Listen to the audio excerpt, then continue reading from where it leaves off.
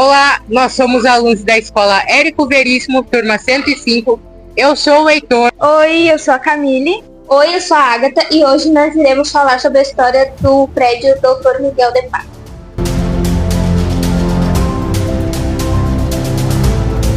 Para entendermos melhor essa história, vamos conversar com a professora Elaine dos Santos.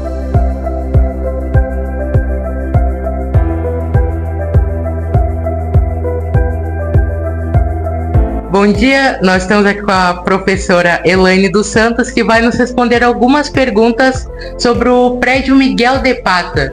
Então, para nossa primeira pergunta, quem foi o Dr. Miguel de Pata e por que ele veio para Restinga Seca? Miguel de Pata nasceu na Itália, pelo de Pata, na verdade é Michele de Pata, e estudou na Universidade de Bolonha e na Universidade de Nápoles. Então ele tinha uma sólida formação em medicina, esteve na Primeira Guerra Mundial, foi ferido na Grécia, ele serviu na Albânia e na Grécia, mas foi ferido na Grécia. Ele se ajudou a se curar. E como o Brasil era assim, aquela expectativa de um país rico, de um país em que as pessoas iriam melhorar de vida, tinha vindo muitos conhecidos dele para cá, ele veio de navio até o Rio de Janeiro e do Rio de Janeiro para Porto Alegre.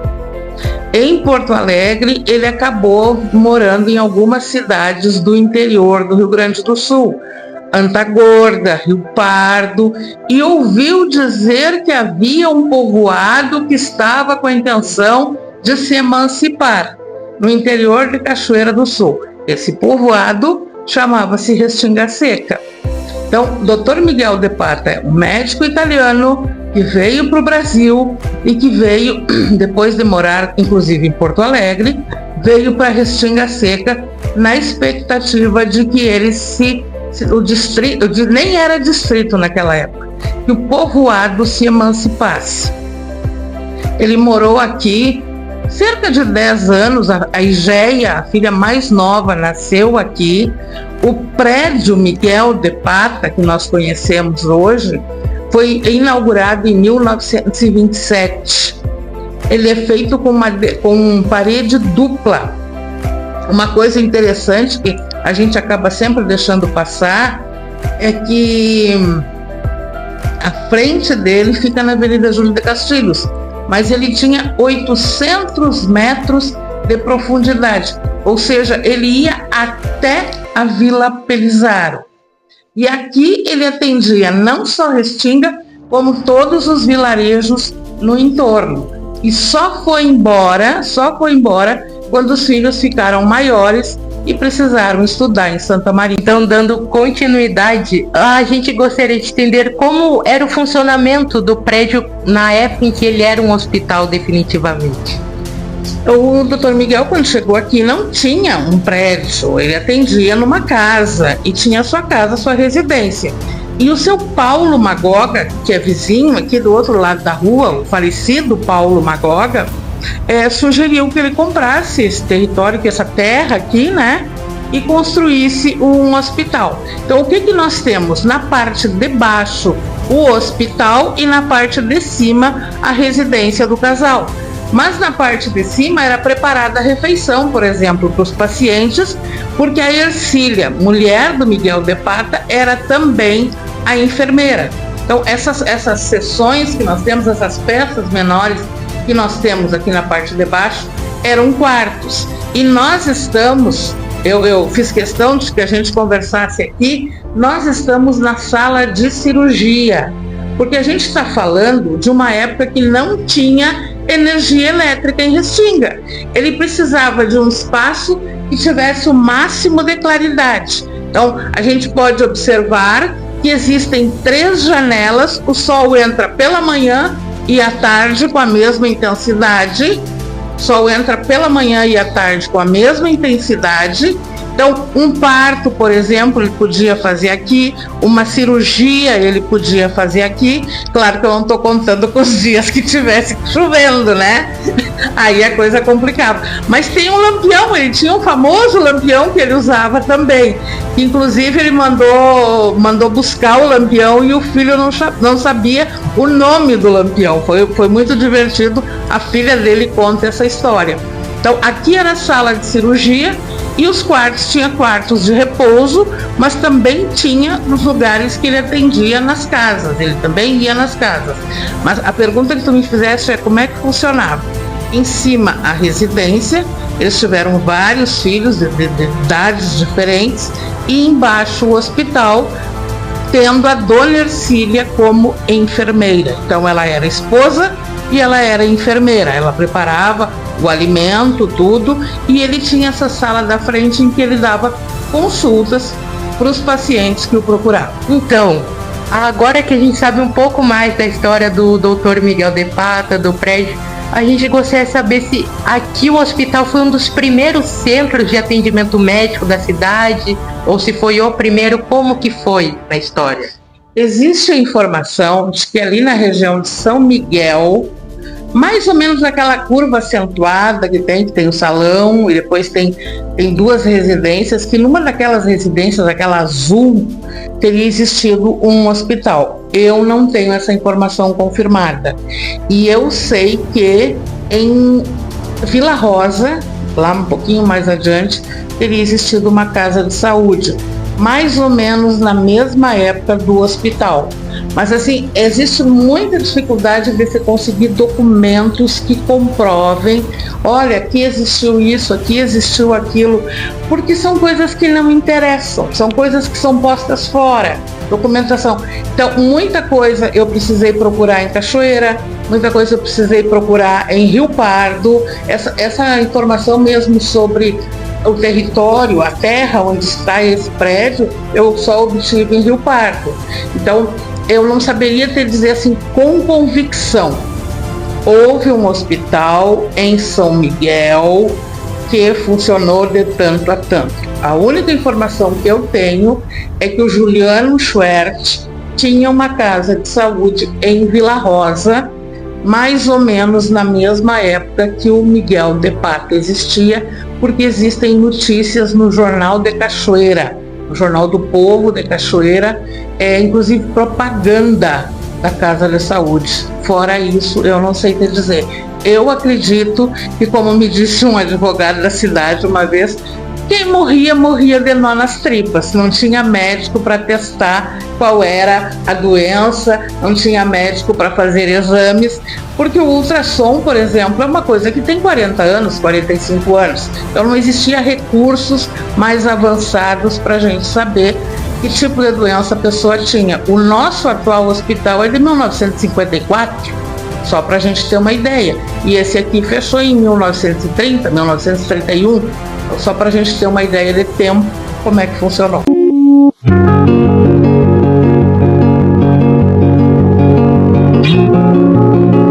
Dando continuidade às perguntas, por que o prédio deixou de ser um hospital? O Dr. Miguel de Pata foi embora para Santa Maria porque os filhos precisavam estudar. E o prédio ficou fechado. Eu não sei se ele chegou a vender para alguém, esse registro eu não tenho, nem no livro da filha dele, a Igéia, que escreveu um livro biográfico, isso aparece. E eu também não localizei nos registros cartoriais se foi vendido para alguém. O que eu sei é que em 1937 o governo do estado alugou para funcionar uma escola. O Grupo Escolar de Restinga Seca, também conhecido como Escola Estadual de Ensino Fundamental Francisco Manuel. Ela começou funcionando lá próximo à praça e passou por aqui. E funcionou também no antigo prédio da Câmara de Vereadores, aquela parte da frente ali da Câmara de Vereadores. Mas ele, respondendo objetivamente a tua pergunta, o médico foi embora e o prédio foi fechado. Ele perdeu a sua utilidade porque o médico foi embora. Qual a importância do prédio depois da emancipação? Depois que funcionou aqui a Escola Francisco Manuel, que à época era o grupo escolar, Também funcionou por um tempo o Hospital de Caridade de São Francisco até que ficasse pronto o prédio atual. Em 1959, o município se emancipou de Cachoeira do Sul e este prédio foi usado como sede da Prefeitura Municipal. Era, claro, um prédio que não tem a mesma organização, não tem a mesma pintura, não tem aquela escadaria ali na frente, porque não tinha avenida, então ele ficava da altura da rua, por exemplo. Até 2000, foi na última administração do Gaudêncio, se eu não estou enganada, então entre 2000 e 2002, que o prédio da prefeitura foi lá para o centro administrativo Valdemar Dreves. Tudo funcionava aqui.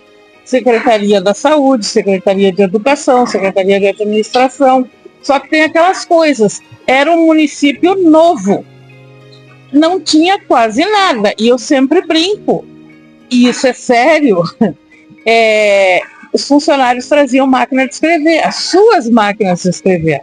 As primeiras caçambas que foram compradas, elas não tinham aquela parte da frente ali que sustenta, que segura o que é colocado. Então, colocava-se areia, por exemplo, e a areia cruzava direto. Foi preciso improvisar, porque era caçamba de segunda ordem, de segunda mão, e o município não tinha condições de aquisição urgente desse material. Então, o material que nós temos hoje na Secretaria de Obras foi sendo adquirido lá naquela época, era muito diferente do que nós temos hoje, porque foi tudo muito rápido. Em 58, 23 ou 24 de maio, foi feita a Assembleia para pleitear a emancipação. E aí foi feito o plebiscito, e aí foram feitas as eleições, e no início de 59, 25 de março de 59, saiu a emancipação. E aí era fazer funcionar o município. Era um município pequeno, com poucas casas de comércio. Eu acho que tinha 2 ou 3 postos de gasolina, de combustível. E a importância, a relevância desse prédio reside aí, porque ele sustentou a administração municipal por muitos anos. Era referência, dizer, a prefeitura velha que hoje nós vivemos era a prefeitura. E era aqui que as decisões eram tomadas. Aqui que tudo que fluía, que dizia respeito ao município, era decidido. Então eu acho que a grande relevância desse prédio, depois da emancipação, é ter sido o cérebro do município. Seu Eugênio Miller, seu Valdemar Dreves, seu Aldemar Miller, seu Arlindo Assmann, seu Heitor Lemos, todos foram prefeitos aqui, e todas as decisões do município passavam por aqui. Depois do seu Heitor veio o Gaudêncio, depois do Gaudêncio veio o Tarcísio, o Vilmar, depois do Gaudêncio, depois do Tarcísio, depois o Paulinho, o Mauro, o Fink, o Paulinho, mas aí essa turma por último já estava lá em cima. Mas eu quero dizer que o cérebro do município era aqui. Tudo se decidia aqui. E essa é a grande relevância desse prédio.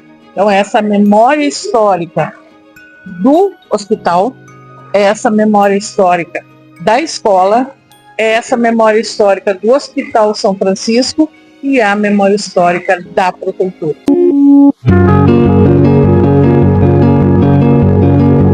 Agora falando sobre a atualidade, por que o prédio é importante para a memória da cidade hoje? Bom, nós temos uma das raras construções que remontam ao início do século XX. Vai fazer 100 anos em 2027. A exemplo da estação, que segundo dizem vai fazer 100 anos em 2026. Então, faz parte do nosso patrimônio histórico. Nós temos aqui o prédio Miguel de Pata, a antiga prefeitura, quer dizer, nós temos várias referências ao nosso passado. Apesar disso, o nome é Casa de Cultura Iberê Camargo. Nós temos exposições de obras, de artistas brasileiros. Nós temos o Festival do Artesanato, temos inclusive material de artesanato no prédio. Aqui funciona a Secretaria de Cultura, a Secretaria de Turismo, os viajantes, principalmente a Argentina, Uruguai, Paraguai, são recebidos aqui, lá na estação ferroviária e aqui, para que se conte um pouco da origem da nossa gente. Então, há um investimento turístico, há um investimento histórico, há um investimento cultural nesse prédio, porque ele representa parte da nossa história, parte daquilo que nos constitui, nos configura como município. Eu sempre costumo dizer assim, algumas pessoas vieram antes de nós, pavimentaram, ou seja, construíram caminhos para que nós pudéssemos transitar. E é nosso dever, é nossa obrigação, é o nosso legado deixar esses prédios inteiros em pé para que outros possam usufruir. Então a importância, a relevância dele no presente é poder expor parte da nossa história, parte da nossa arte e deixar para os que virão depois parte dessa história, parte dessa arte. E como foi o processo de restauração? Durante muitos anos o prédio esteve completamente abandonado, serviu como depósito. Então aqui tinha classe, aqui tinha computador velho, tinha tudo que era inservível para a prefeitura, uma espécie de almoxarifado de coisas inservíveis. Quando o prefeito Paulinho Salerno assumiu, nós começamos um trabalho de pressão, assim, digamos, de prefeito, é preciso fazer alguma coisa por aquele prédio vai cair. Aqui tinha morcegos, aqui tinha pombinhas, ninhos de pombinhas, mas ninhos de pombinhas, assim, de pombinhas que vinham, chocavam, iam embora, no ano seguinte elas voltavam, eram ninhos enormes. E aí então começou um movimento, uma conscientização por parte da comunidade de que era importante. Num desses projetos, num desses processos de consulta popular, se conseguiu verba, e a verba, no entanto, precisava ter uma contrapartida do município. Precisava de dinheiro por parte do município. E o dinheiro por parte do município foi obtido e foi contratado o Instituto Saraçá de São Paulo, mas ele acabou terceirizando, não foi exatamente o Instituto Saraçá que fez a reforma. Porque a ideia é restauração, reforma tu pode interferir, tu pode mudar algumas coisas, e a ideia aqui foi a restauração. Até nós estamos num espaço que tem a escada, o sótão, e a gente chegava aqui e não conseguia subir, porque era cheio de morcegos. Então não te arrisca a ir adiante porque tem morcegos. Então foi preciso um trabalho de limpeza, foi preciso um trabalho de descontaminação dos morcegos, das pombinhas, quer dizer, exigiu todo um processo. 17, 18, 19, 20, 21, se trabalhou nisso aqui para que pudesse depois engenheiros, pedreiros, as próprias janelas, as portas precisaram, muitas delas serem reformadas, restauradas, os batentes das portas precisaram ser retomados. Me parece que foi inaugurado em 2024, não tenho absoluta certeza, mas foi já no final da administração Paulinho Salerno. Mas tem uma história assim, de estudantes. O próprio Júlio, diretor de cultura, foi um que se engajou na luta pela limpeza e pela reforma. Muitos estudantes da Érico Veríssimo, gente que estava no terceiro ano, se engajou nessa reforma, vamos dizer assim, numa pressão para que houvesse essa reforma, para que o prédio não caísse. O nosso temor era que o prédio caísse, fosse abandonado, estava uma série de vidros quebrados, que virasse um ponto de drogadição, um ponto de prostituição. Então houve todo um processo que muitas pessoas se engajaram para que a gente chegasse a esse prédio que nós temos hoje, restaurado, ocupado. Vocês podem ver com todas as informações, com o seu PPTI. Quer dizer, existe um esforço comunitário conjunto, não foi A ou B que fez. Eu sou uma pessoa que assinei o laudo histórico-cultural quando foi liberada a verba estadual, porque não tinha nenhum historiador em condições de fazer esse manuscrito, esse documento histórico, não foi manuscrito, foi digitado, esse documento histórico sobre o prédio. Então, cada um deu a sua parte. O prefeito Paulinho disse: quanto é que eu não devo nada, eu quero ver o prédio em pé, quero ver o prédio conservado para as novas gerações. Então, o processo de restauração foi um pouco isso, um pouco de cada um de nós. Não teve um herói, não teve alguém que, eu fiz a restauração. Não, nós trabalhamos juntos para esse processo, porque era importante para nossa memória. Muitas pessoas chegam aqui, nós estamos exatamente nas escadarias, se encantam porque lembram de entrarem aqui crianças e verem as escadas, e entravam pela mão do pai, pela mão da mãe. Muitas pessoas que estão fora de Restinga me perguntam: Elaine, mas ainda tem aquelas escadas marcadas pelo tempo? Eu digo: não, elas foram reformadas, elas foram, foi tirado aquele buraco que se fez de tanta gente passar. O que eu acho importante desse prédio, e eu já falei isso hoje, é que pavimentaram, construíram caminhos para que nós chegássemos até aqui. Eu nasci e cresci em Restinga Seca. Então, eu nasci e cresci com a Prefeitura Velha. Com a Prefeitura e depois com a Prefeitura Velha. É um ponto de referência para mim. O prédio Miguel de Pata, a Prefeitura Velha. É minha obrigação, assim como eu acredito seja a obrigação de todo restinguense, de toda aquela pessoa engajada socialmente, culturalmente, a preservação desse prédio para as atuais e para as futuras gerações. Por quê? Porque nós não somos seres soltos no espaço. Os nossos pais, as nossas mães, os nossos avós nasceram por aqui. Tem algum vínculo por aqui. E é tão bom quando a gente encontra pessoas que não estão mais em Restinga e dizem assim: e como é que está tal coisa? Desmancharam. E a casa do seu desmancharam. E aqui nós temos um prédio inteiro, intacto, assim como a estação ferroviária. Quer dizer, nós temos histórias para contar para os nossos e para aqueles que virão depois de nós. É a nossa memória. É dizer para quem vier depois de nós, incluindo os alunos da ERIC que estão fazendo esse trabalho e os que virão a fazer trabalho sobre a nossa memória, que alguém lutou para conseguir algumas coisas que representam a nossa identidade de Restinga Seca.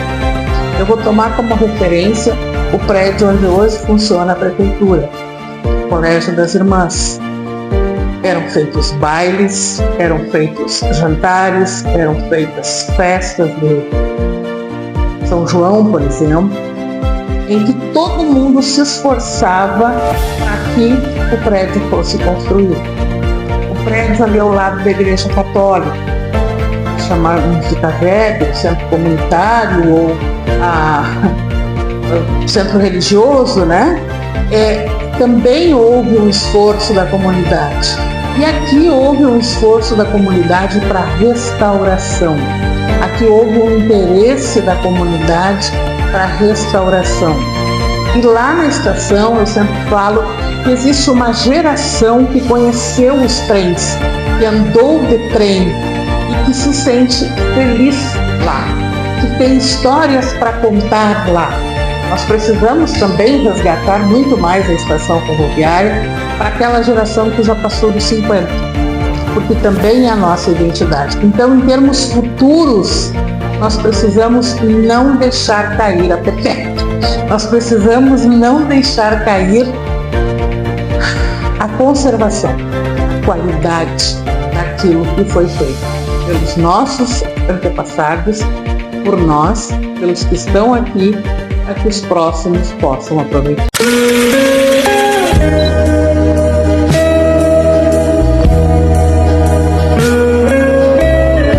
O prédio Miguel de Pata não é apenas uma construção.